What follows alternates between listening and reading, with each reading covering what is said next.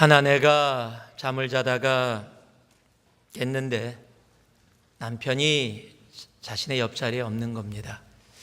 아니, 새벽인데 대체 남편이 어디 갔나 해서 리빙룸으로 나왔더니 거기에 혼자 소파에 앉아 있는 겁니다.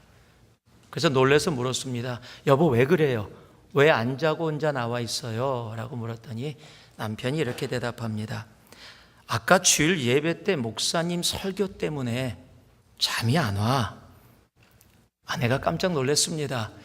남편은 보통 때 목사님의 설교에 관심도 없는 사람이고 교회도 그렇게 즐겨서 다니는 사람이 아닌데 목사님 설교 때문에 잠이 안 온다 그러니까 너무 깜짝 놀라고 감동을 받았습니다. 너무 감동받은 마음으로 그래도 여보, 목사님 설교 때문에 그렇게 마음에 감동이 있어 잠이 안 오더라도 내일 출근해야 되는데 여보 같이 잡시다. 이렇게 사랑의 마음을 담아서 남편에게 이야기했습니다. 그랬더니 남편이 아내를 보면서 이렇게 얘기합니다. 그게 아니라 주일 설교 시간 내내 너무 깊이 잠들어서 그래서 정말 잠잘 시간에 잠을 못 자서 잠이 안 와. 어저께 편히 주무셨습니까? 예, 지금 주무시면 오늘 저녁에 못 주무십니다. 제가 잠 이야기를 하는 이유는요, 잔이라 이것이 오늘 성경이 이야기하는 스데반을 향한 마지막 기록입니다. 잔이라. 여러분, 잔다는 것은 깨어남을 전제로 하고 있습니다. 그래서 잠을 두려워하는 사람은 없습니다. 아니, 오히려 잠이 모자라서 더 자고 싶으면 싶었지. 그래서 잠이 오질 않아서 오히려 약을 사다가 돈을 들여서 병원에 가서 약을 사다가 잠을 더 자기 원하는 사람들이 우리의 주위에 오히려 더 많습니다. 그러나 죽음은 다릅니다. 죽음이라는 단어는 사람에게 두려움을 줍니다. 왜냐하면 죽음이라는 단어는 사람의 끝이기 때문에 그렇습니다. 누가 자고 있어요 라는 말과 누가 죽었어요 라는 단어는 완전히 다릅니다. 그런데 오늘 성경이요, 스데반을 향해서 세상의 끝이라고 생각하는 그의 죽음을 죽음이라고 말하지 않고 내일을 위해 안식을 취하는 깨어남을 전제로 하는 잠이라고 그렇게 기록하고 있다는 사실입니다. 여러분, 이것은 엄청난 일입니다.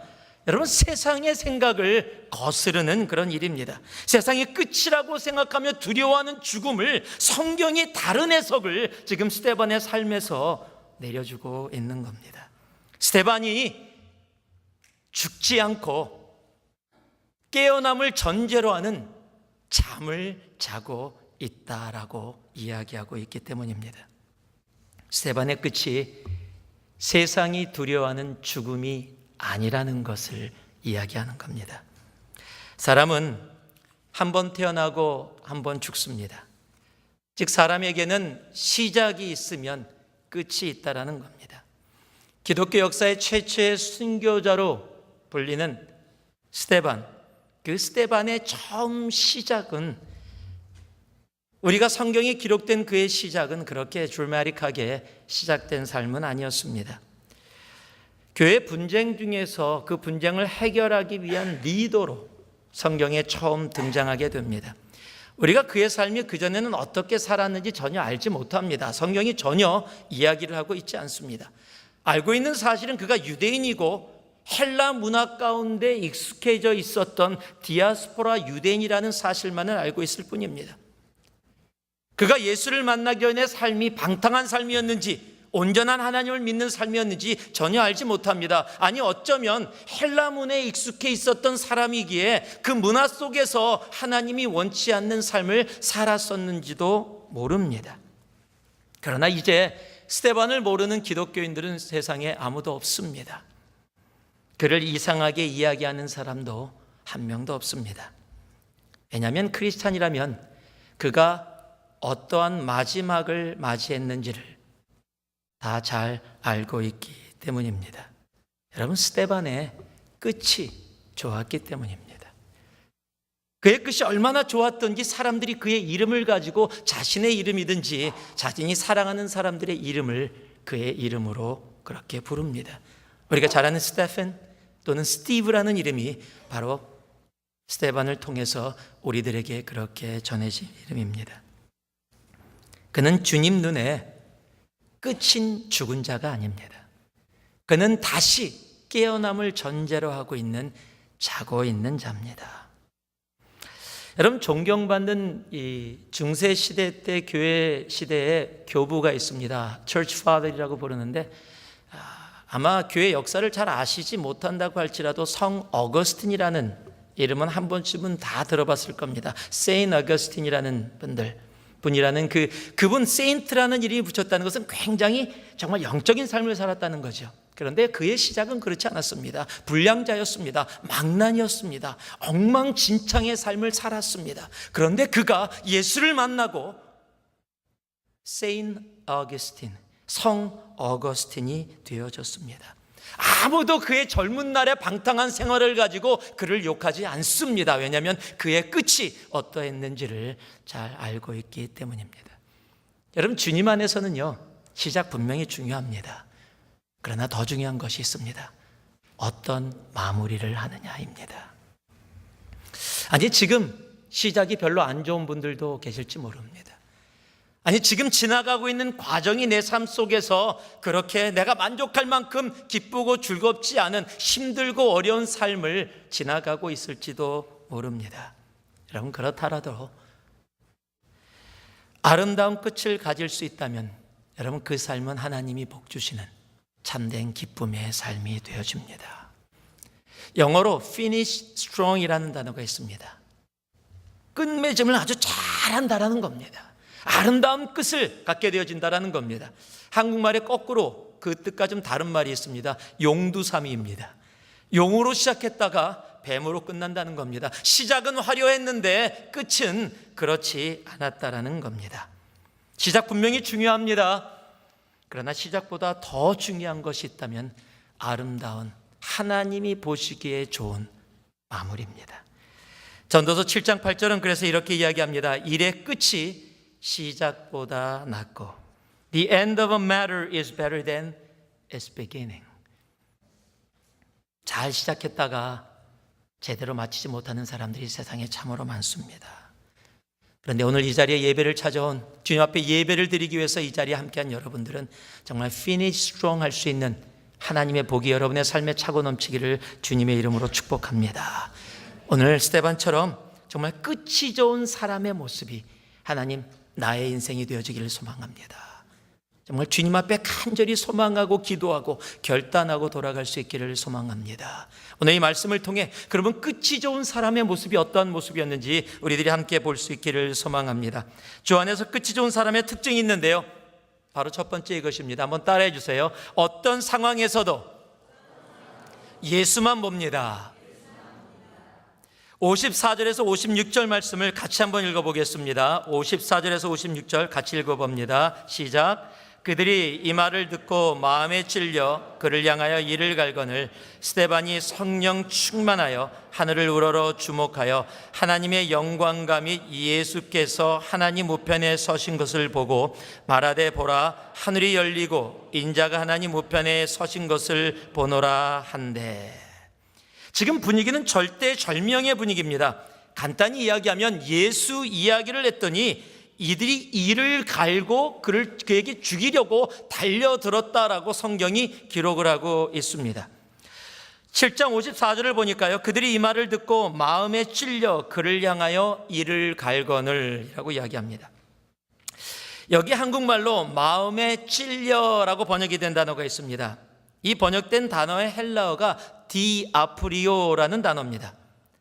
한국말로 보면 마음에 찔렸다고 하니까 좀 죄책감을 느꼈거나 마음의 가책을 가졌다 이렇게 해석이 되어질 수 있는 그런 느낌이 듭니다.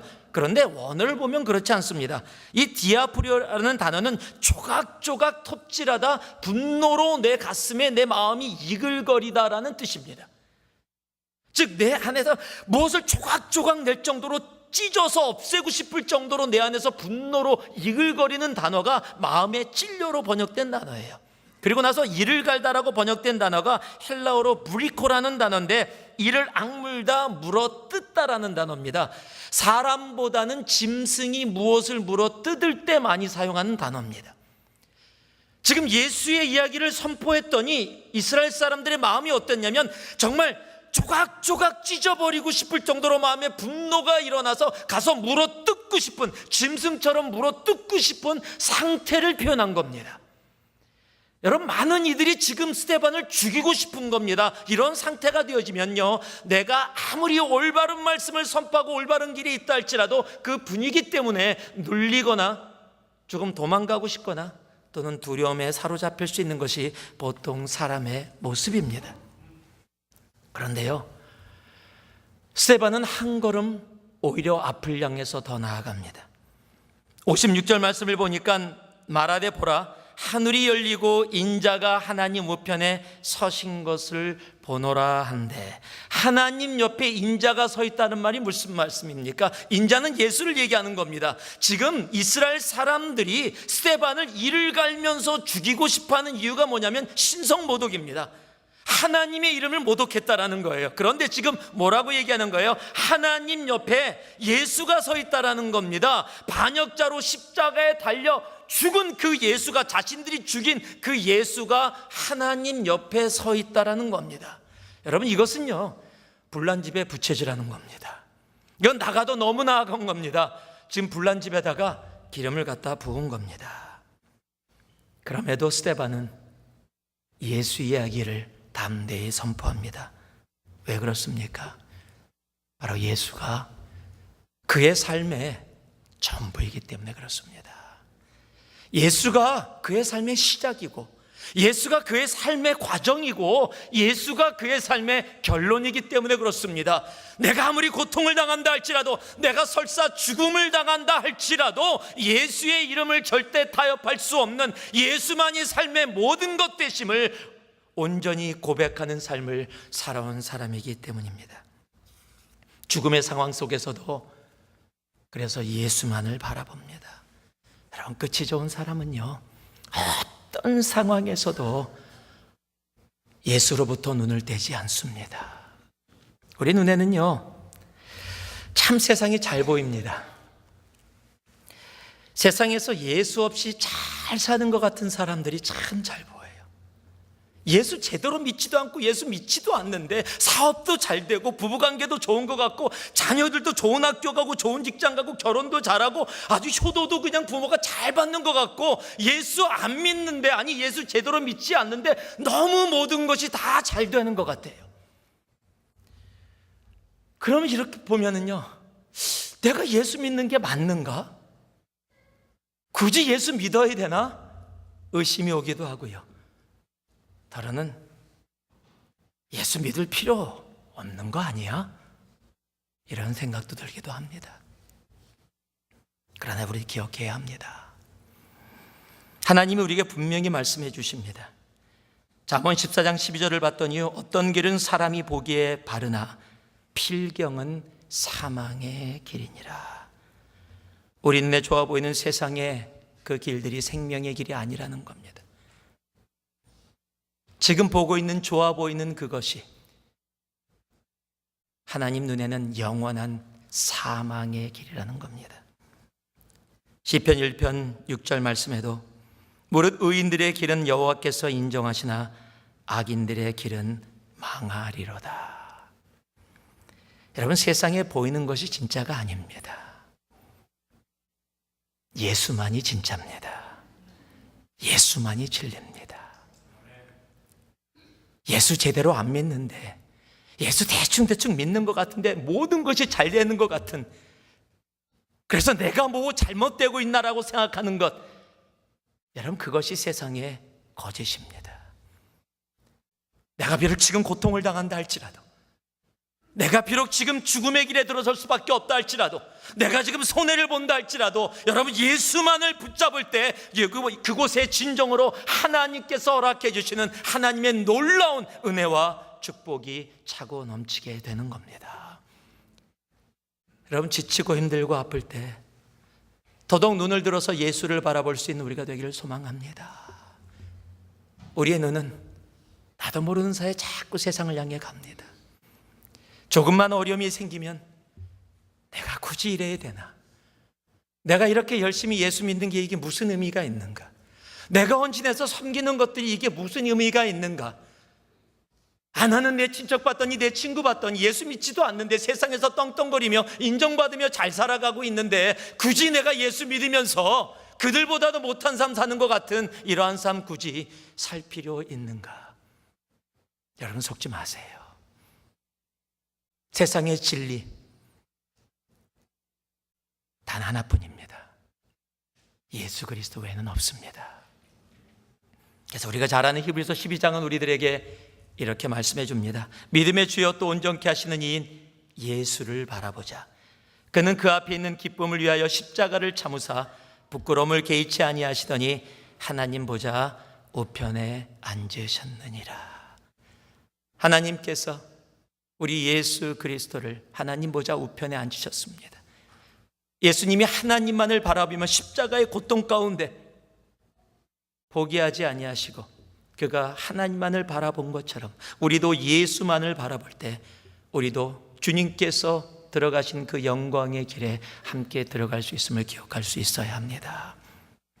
그런 이들에게 주님께서 이야기하십니다. 너희가 피곤하여 낙심치 않기 위하여 죄인들의 이같이 자기에게 거역한 일을 참으신 이를 예수를 생각하라.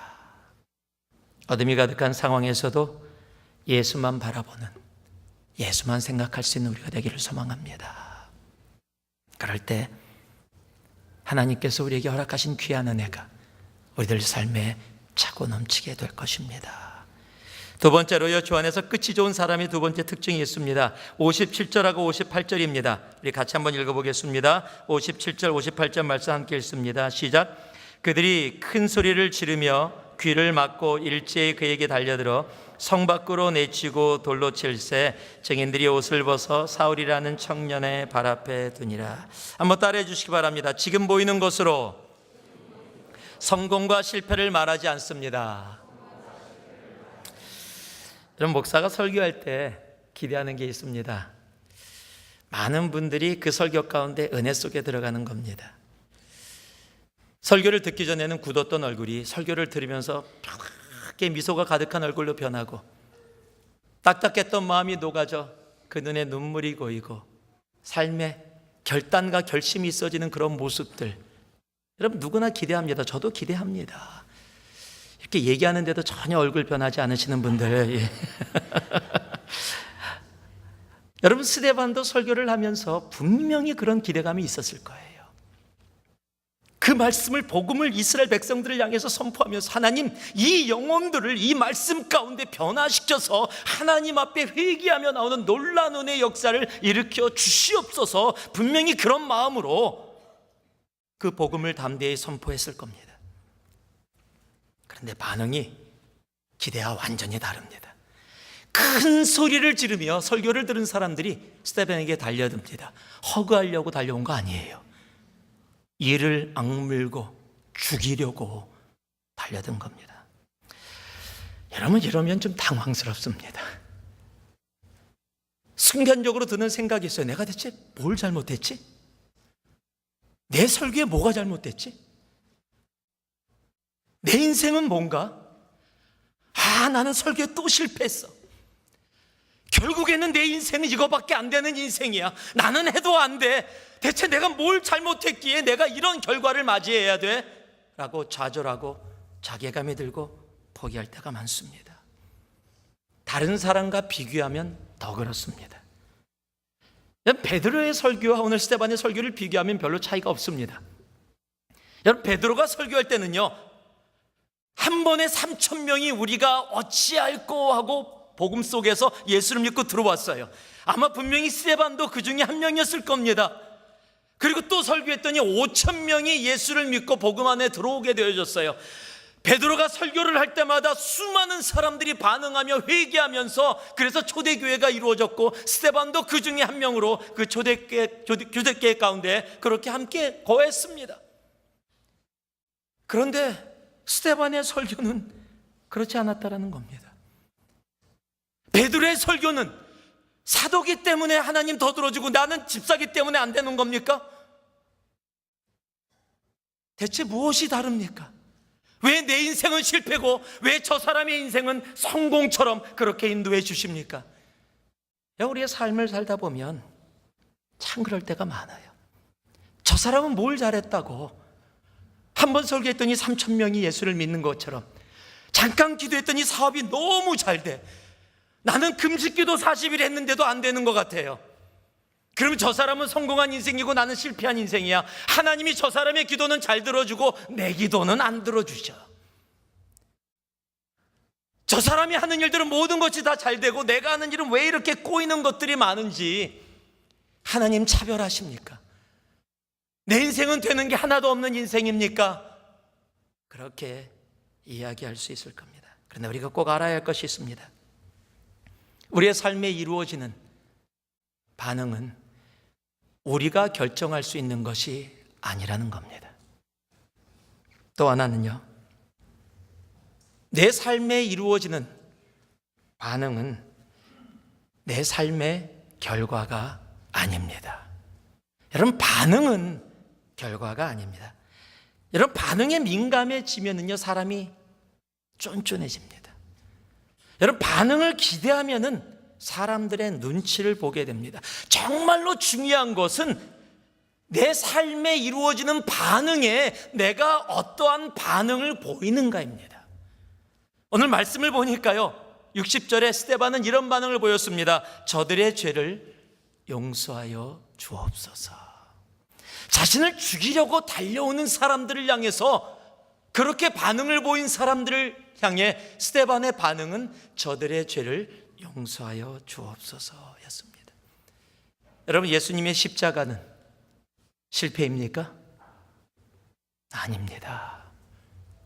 여러분, 스데반의 죽음이 인생의 실패를 이야기합니까? 아닙니다. 여러분, 눈에 보이는 것으로는요, 그 치욕의 십자가는 실패입니다. 부끄러움입니다. 절망입니다. 낙심입니다. 세상은 손가락질하는 십자가입니다. 분명히 세상이 보면 실패입니다. 스데반의 죽음은요, 억울한 죽음입니다. 비참한 죽음입니다. 아무 의미 없는 죽음입니다. 세상은 손가락질하며 실패라고 이야기할 겁니다. 그러나 주님은 그렇게 이야기하지 않습니다. 주님은 그렇게 보지 않습니다. 세상이 실패라고 보는 그 십자가에서, 세상이 실패라고 보는 그 스데반의 죽음에서 하나님은 이미 성공을 시작하셨다라는 사실입니다. 7장 58절 보면 이런 말씀이 기록되어 있습니다. 성 밖으로 내치고 돌로 칠새 증인들이 옷을 벗어 사울이라는 청년의 발 앞에 두니라. 사도 바울이 되는 사울이 오늘 여기에 처음 등장하게 됩니다.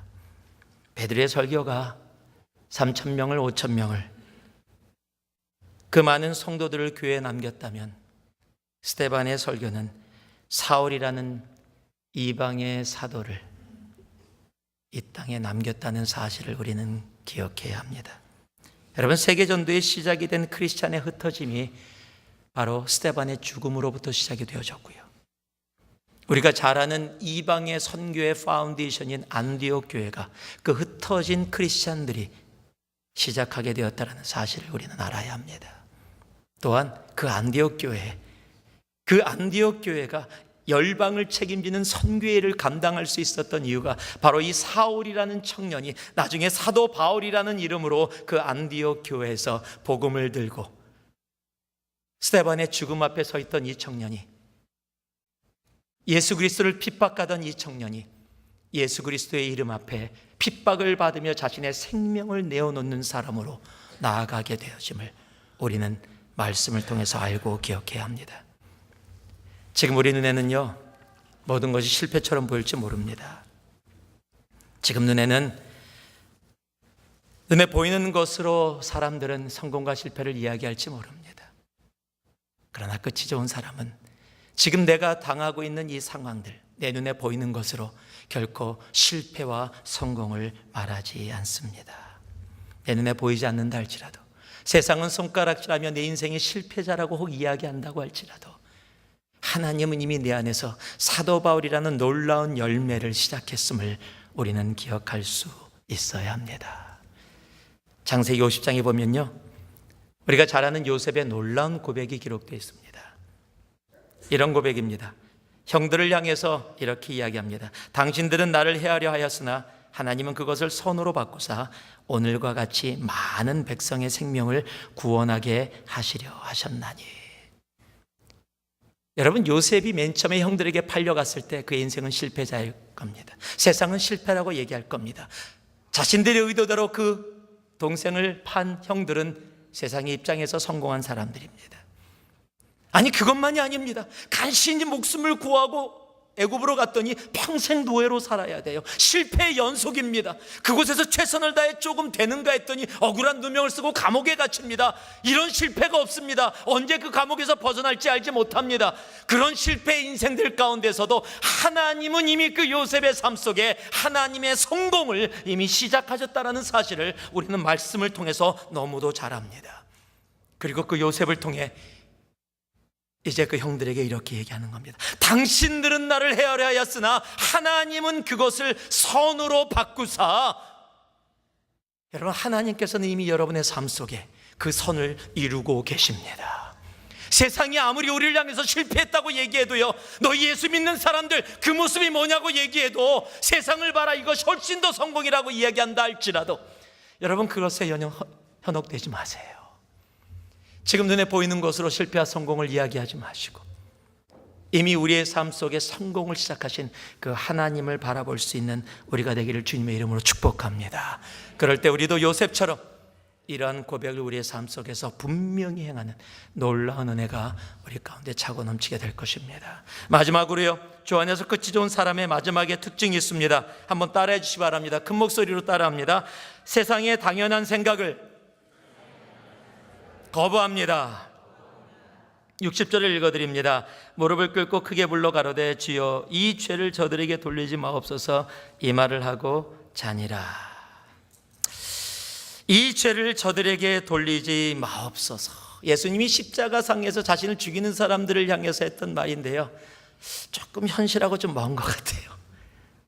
우리의 삶 속에는 이런 모습이 되는 것 같지 않아요. 여러분, 지금 복음을 이스라엘 백성들을 위해서, 잘못된 길, 사망의 길을 가는 사람들을 위해서 자신의 생명을 내어놓고 지금 복음을 전해서 그들이 진리의 길로 돌아오기를 소망해서 복음을 전했어요. 자신은 좋은 의도로, 선한 의도로 좋은 것을 가지고 그들에게 다가갔는데 그들이 자신을 죽입니다. 여러분, 이러면 억울한 겁니다. 이러면 화가 납니다. 저들의 죄를 용서하여 주옵소서. 여러분, 이렇게 안 돼요. 보통 난 선한 의도로 갔는데 저들이 정말로 그렇게 악한 것으로 나에게 오히려 배반하고 상처 주고 아프게 하고 고통받게 하면은요, 그런 영화 보통 보면은요, 누가 그렇게 억울한 죽음을 당하는데 사랑하는 사람이 달려가서 탁 껴안았어요. 이게 죽는 순간이에요. 그럼 보통 그럽니다. 이 원한을 잊지 말아다오. 꼭 갚아다오. 저만 이런 영화 봤습니까? 여러분, 꼭 이것이 보통 세상의 당연한 생각이에요. 이거는 아니지. 이거는 말이 안 돼. 내가 나쁜 의도로 다가간 것도 아니고 좋은 의도로 그에게 도움이 되기 위해서 다가갔는데 이런 식으로 나를 대하는 것, 나에게 이렇게 배반하고 나에게 이렇게 상처 주고 피해 주는 건 이거는 말이 안 되지. 이거는 아니야. 여러분, 그런데요, 하나님 앞에 끝이 좋은 사람은 세상의 당연한 생각을 거부합니다. 세상이 미워해도 괜찮다. 야, 그 사람은 미움받아도 괜찮아. 정말 나쁜 사람이야. 정말 못된 사람이야. 당신이 그렇게 선한 의도를 가지고 그렇게 달려갔음에도 불구하고 그런 식으로 보통 세상도 그렇게 안 한다. 그런 식으로 했다면 그 사람은 당신 미워해도 괜찮아. 세상이 그렇게 이야기한다 할지라도 그 세상의 당연한 생각을 거부하고 용서하고 용납하고 사랑할 수 있게 됩니다. 세상이 이것을 어리석은 일이라고 할 때도 손해를 보면서도 피해를 보면서도 주님의 뜻을 끝까지 따릅니다. 세상의 당연한 생각을 거부합니다. 다윗과 골리앗, 여러분, 이건 어리석은 일입니다. 골리앗이라는 엄청난 세상을 향해 물맷돌 5개를 가지고 나아가는 여호와의 이름으로 너에게 나아간다. 여러분, 이것은 바보짓입니다. 여호와의 이름으로 나아간다라고 얘기하면 세상 것을 망상이라고 부릅니다. 그걸 미친 짓이라고 부릅니다. 여러분, 여리고성을 매일 한 바퀴씩 돌고 마지막 날 7바퀴 돌고 하나님이 소리 지르할 때 소리 지르면 그 여리고성이 무너져 내린다. 여러분, 바보입니다. 이거는. 여러분, 그런 이야기 하면은요 정신 차리라 그럽니다. 거봐, 예수 믿으면 다 이렇게 돼. 여러분, 그런 소리 듣습니다. 그게 세상입니다. 여러분, 누가복음 5장에 보면 베드로가 밤새도록 고기를 낚았는데 한 마리도 낚지 못합니다. 그런데 예수님이 와서 보트를 빌려달라고요. 그래서 설교를 하고 백성들에게 말씀을 전합니다. 그리고 나서 지쳐서 이제 쉬려고 하는데 깊은 곳으로 가서 그물을 던지라라고 이야기합니다. 여러분, 베드로가 뭐라고 이야기합니까? 주님, 내가 밤새도록 고기를 낚았지만 한 마리도 낚지 못했습니다. 뭘 얘기하는 거예요? 나는 프로페셔널 피셔맨이라는 거예요. 세상의 이치를 보면, 당연한 것으로 보면 깊은 곳에 대낮에, 그리고 지금 주님이 얘기하시는 곳에 고기 한 마리도 없다라는 겁니다. 그런데 그 다음에 베드로가 하는 고백이 위대한 고백입니다. 내가 그렇게 밤새도록 고기를 낚았지만 한 마리도 잡지 못했지만 당신의 말씀에 의지하여 내가 그물을 내리리이다. 세상의 생각을, 세상의 당연한 생각을 거부하는 믿음. 그랬더니 어떤 결과가 옵니까? 5장 6절에요. 그렇게 하니 고기를 잡은 것이 심이 많아 그물이 찢어지느니라. 여러분, 세상의 당연한 생각을 거부할 수 있기를 소망합니다. 세상이 어리석다고 이야기하는 성경의 진리만을 붙잡을 수 있기를 소망합니다. 용서하고 용납하는 거 세상은 바보라고 얘기합니다. 죄송합니다. 세상에 정말 나쁜 놈 진짜 많습니다. 좋은 마음으로 가도 상처 주고 피해 주는 나쁜 놈만 있는 건 아니에요. 네, 나쁜 따로 있어요 또. 근데 정말 나쁜 분들 진짜 많습니다. 세상은 그런 사람들 다 리젝트합니다. 만약 용기가 없어서 그들에게 피해를 못 주면은요 적어도 엄청 욕하고 다닙니다. 그 사람이 그런 사람이래. 와, 나 정말 몰랐어. 내가 이렇게 피해를 당했다니까. 다른 사람 얘기하는 거 아니야. 내가 당한 피해야. 지금 내가 직접적으로 1인칭으로 경험한 거야. 그 사람 정말 나쁜 사람이야. 상종도 하지 마. 그러면 같이 동의합니다. 정말로 그런 사람이야. 상종도 하지 말아야 되겠네. 그런데요, 끝이 좋은 사람은 세상의 그 당연한 생각을 거절합니다. 그리고 용서하고 용납합니다. 더 눈물을 흘려 그를 위해서 기도하고요, 받아들이고 그가 소망 가운데 나가기를 주님 앞에 간절함으로 나아갑니다. 그러한 사람들, 여러분, 그러한 사람들의 마지막은, 그 끝은 아름답습니다.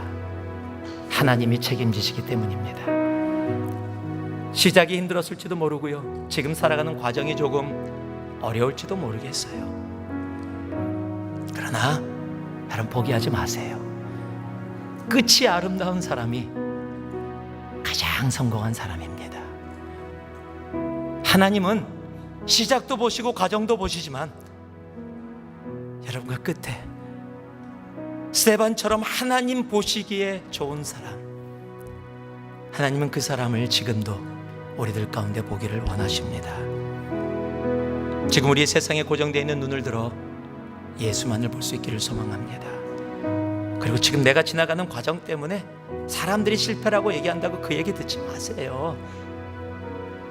여러분, 성공을 여러분의 삶 속에 시작하신 예수를 바라보시기 바랍니다. 그럴 때 우리는 세상에 당연하다고 생각하는 그 생각들을 믿음으로 담대히 거부할 수 있게 되어지는 겁니다. 그런 사람의 끝은 하나님이 책임지십니다. 하나님이 책임지는 끝이 좋은 사람이 오늘 이곳에 있는 여러분 한 분 한 분 되기를 주님의 이름으로 축복합니다. 우리 옆에 분들에게 한번 그렇게, 당신은 끝이 좋은 사람이야 자, 이렇게 한번 아예 단정을 지세요. 아주 단정을 져서 얘기해 주세요. 당신은 끝이 좋은 사람이야. 정말 주 안에서 끝이 좋은 여러분 모두 되기를 주님의 이름으로 축복합니다. 기도하겠습니다. 사랑의 아버지 하나님 감사합니다.